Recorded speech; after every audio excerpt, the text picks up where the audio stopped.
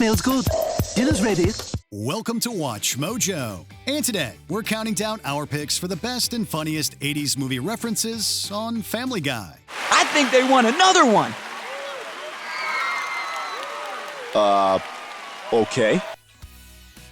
Number 20, The Law of 80s Movies. If we don't lose our virginity tonight, we're never gonna make it in college. Hey, where's Peter? Only talking to Amanda Small, the hottest girl in school. This one touches on multiple movies, so let's kick off our list with a general dismantling of the entire 80s genre. There's a cutaway in the season 11 episode Save the Clam that parodies basically every 80s teen movie ever made, and it's absolutely hilarious. The dialogue consists entirely of 80s cliches like losing your virginity and a tomboy becoming more traditionally feminine. And of course, playing over everything is Yazoo's Only You, which never made it big in America but was a huge hit in the UK in 1982. There's not one movie that is being parodied here, although the tomboy becoming pretty thing is perhaps most famously or infamously used in The Breakfast Club. But there are a million movies out there just like it, and this cutaway targets every single one. Sorry, Amanda. By the law of 80s movies, a newly transformed tomboy supersedes your long-standing hotness. Number 19, The Pottery Bust, Ghostbusters.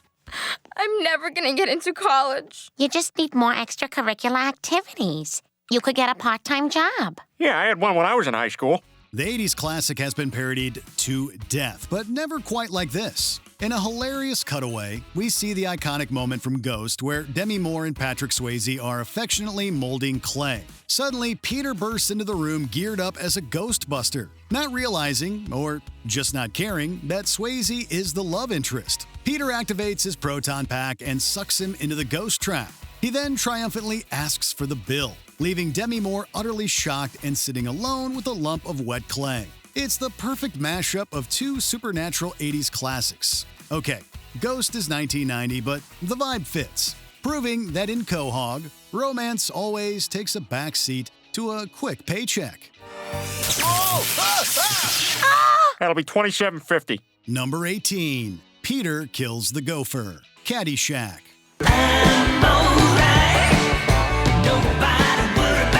The animatronic gopher from Caddyshack is the stuff of movie legend, mostly because of how wonderfully fake it looks. Of course, Family Guy goes and turns some harmless fun into something far more sinister. In this scene, the gopher pops up to dance to Kenny Loggins' I'm Alright, mirroring the film's famous opening credits. Peter, channeling his inner Carl Spackler, arrives with a rocket launcher and blows the gopher to kingdom come. Blood and body pieces fly everywhere, and Peter appears shocked, insisting that it was supposed to be some harmless 80s fun. Oh well, at least it bought Kenny Loggins a new hot tub for his Colorado deck. Hi, I'm Kenny Loggins, and I'm still very interested in 80s references. Every time Family Guy plays one of my songs, I get a new hot tub for my Colorado deck.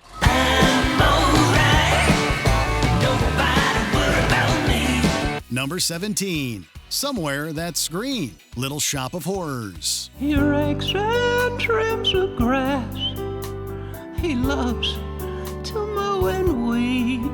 Musical numbers are a staple of the show, but this one might make you shudder. Little Shop of Horrors features the sweet ballad Somewhere That's Green, sung by Audrey about her dream of a normal suburban life. In a twist only Seth MacFarlane would greenlight, the song is performed by Herbert, sing the neighborhood creep croon about domestic bliss while fantasizing about a teenage boy is deeply unsettling and undeniably memorable. It takes the innocence of the original Menken and Ashman track and twists it into something predatory. It's the kind of reference that ruins the original song for you forever, blending nostalgia with the show's trademark dark and uncomfortable humor. We two will go somewhere that's green. Number 16, The Literal Breakfast Club, The Breakfast Club.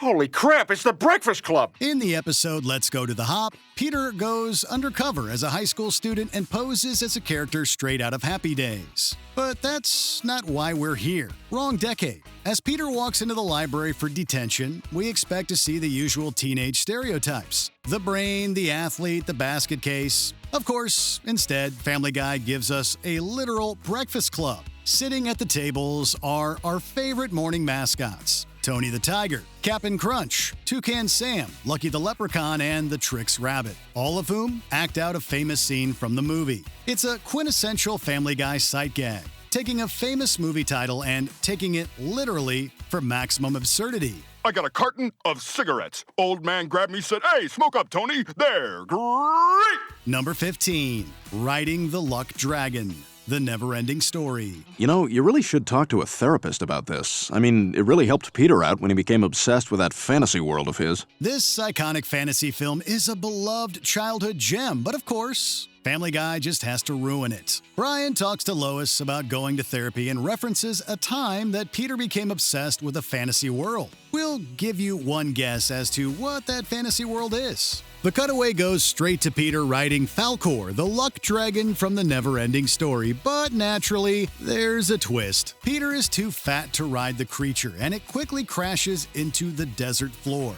We don't know which bit is funnier, seeing the dragon crashing to Earth or Peter's gleeful, childlike cheers. We'll just go ahead and say both. We're going down. Yeah! Number 14, Brian's Roll, Die Hard. The FBI is here now? Yes, sir, right over there. Hold this.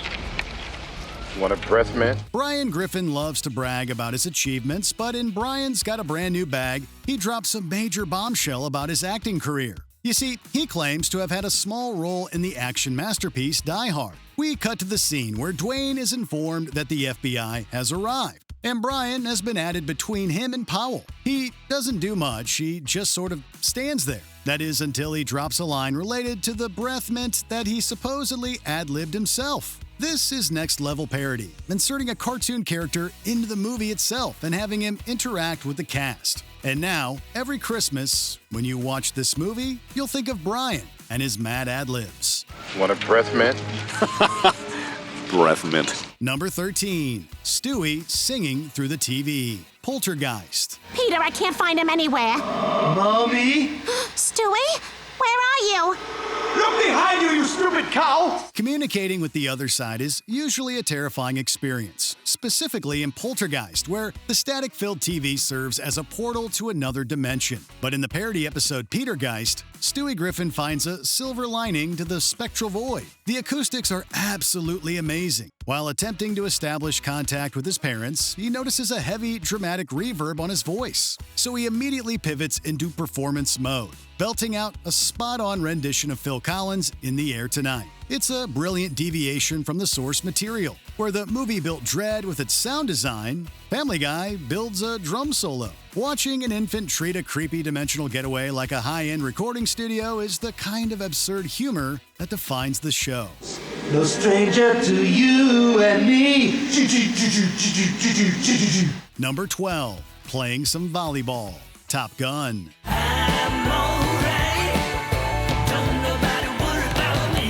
It's the scene that launched 1,000 pieces of fan fiction. Top Gun's volleyball montage is famous for its sweaty, shirtless masculinity, and Family Guy leans heavily into the homoerotic undertones. Peter and the guys hit the sand in jeans and dog tags, enjoying the sun with an intensity that goes way beyond friendly camaraderie. The scene is drenched in oil and suggestive glances, set perfectly once again to I'm All Right. Man, Kenny Loggins is racking in the royalties. While the internet has joked about the gay love story of Top Gun for decades, seeing the show animated with such exaggeration really drives the point home. Perhaps the best bit is Rupert, dressed as a perfectly chiseled human, dripping sweat and sunscreen directly into Stewie's mouth.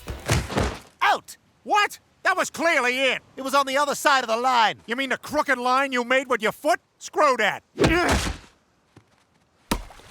Number 11, Killing Meg, Raiders of the Lost Ark. Freshman?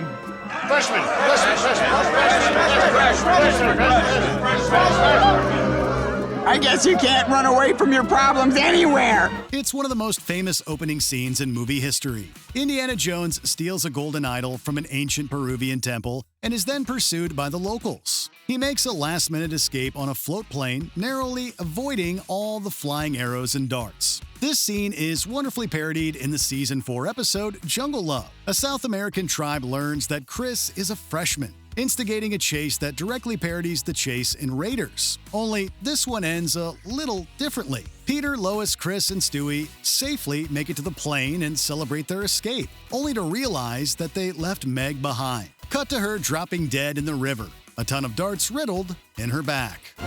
Peter, I think we forgot Meg.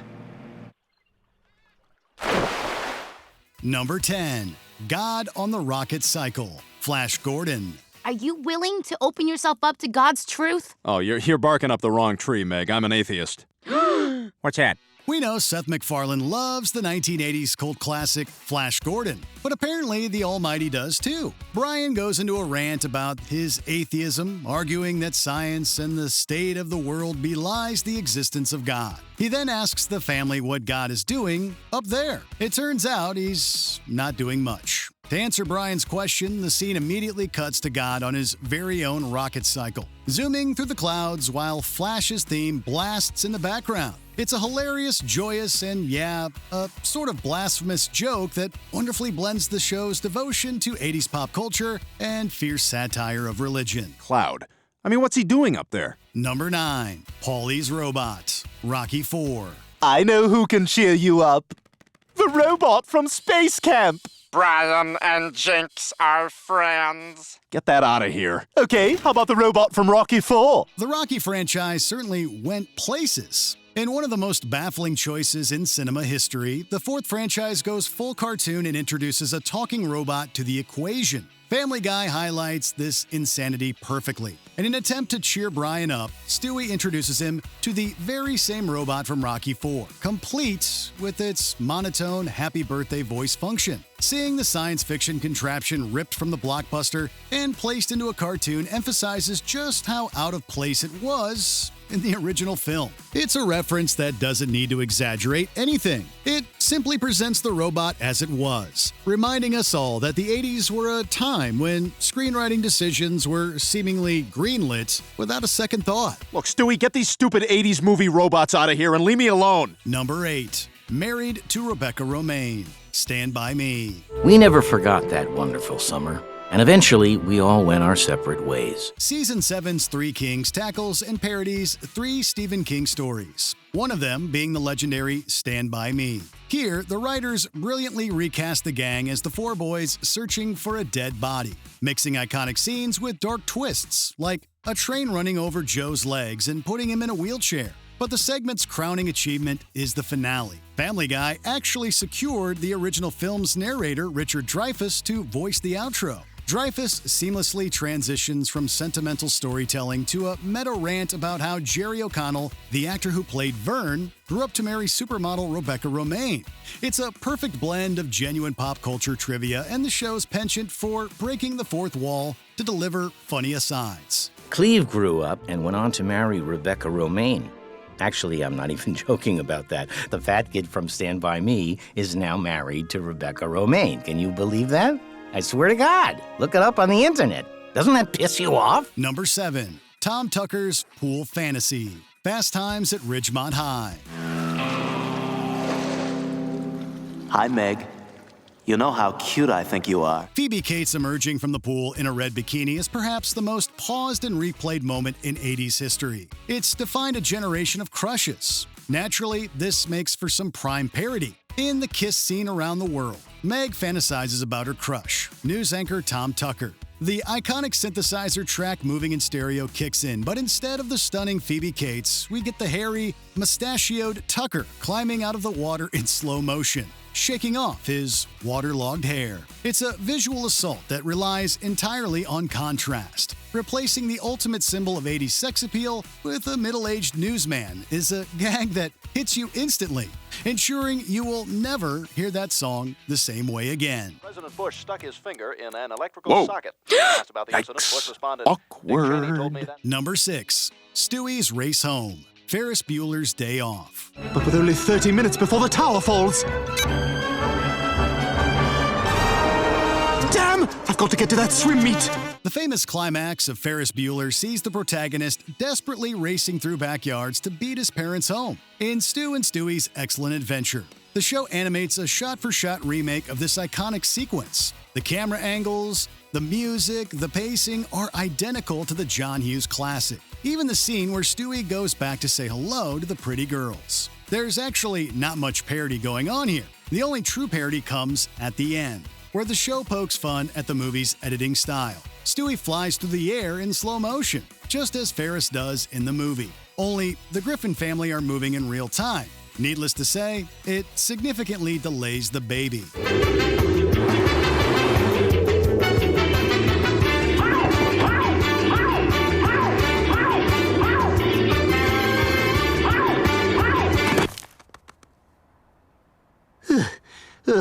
Probably shouldn't have milked that landing.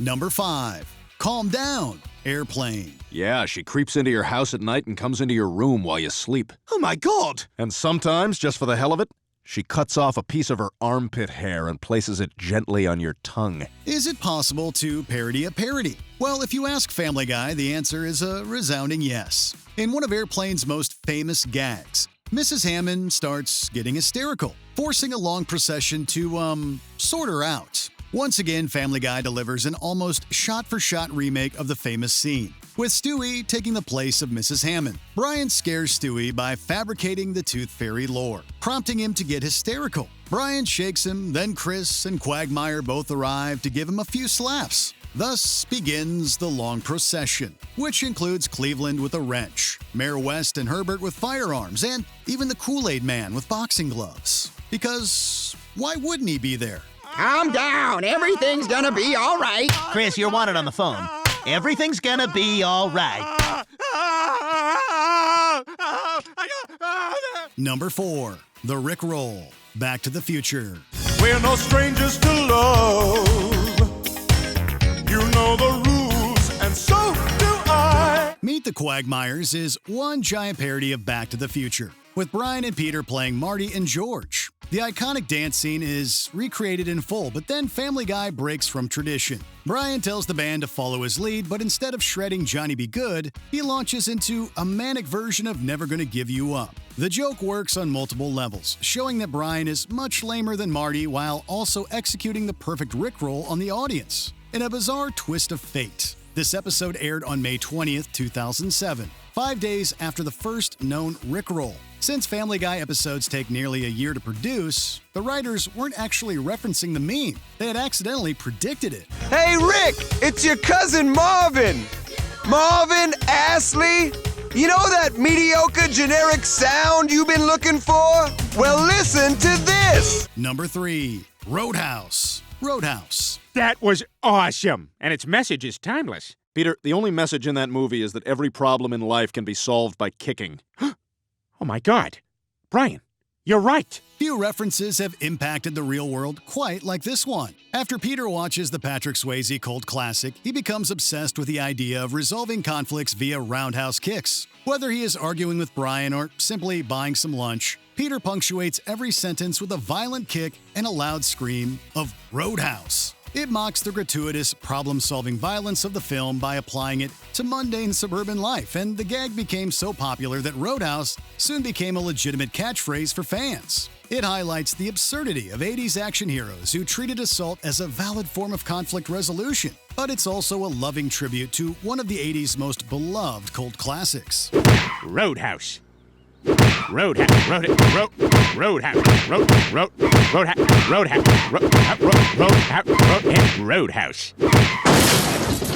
Roadhouse. Number 2. Blowing Up the Twins. The Shining. Come play with us, Stewie.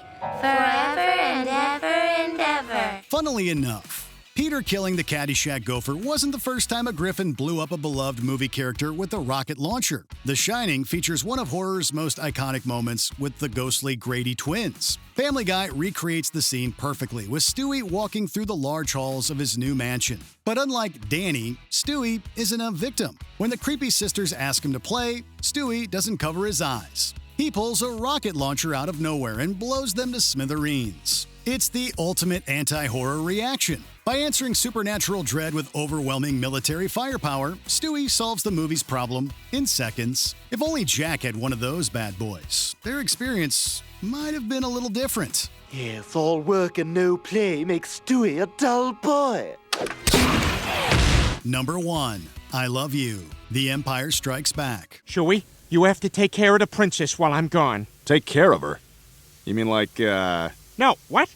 No, just make sure she stays safe. Oh, okay, that'll be fun for me. Taking the top spot is the moment that perfectly encapsulates the Family Guy Star Wars trilogy. Retelling Empire Strikes Back, the show reaches the emotional climax where Han Solo is about to be frozen in carbonite. Lois, playing Leia, delivers the tearful line, "I love you." In the movie, Harrison Ford improvised the cool and wickedly iconic follow-up, "I know." Here, Peter Griffin simply tells her to F off.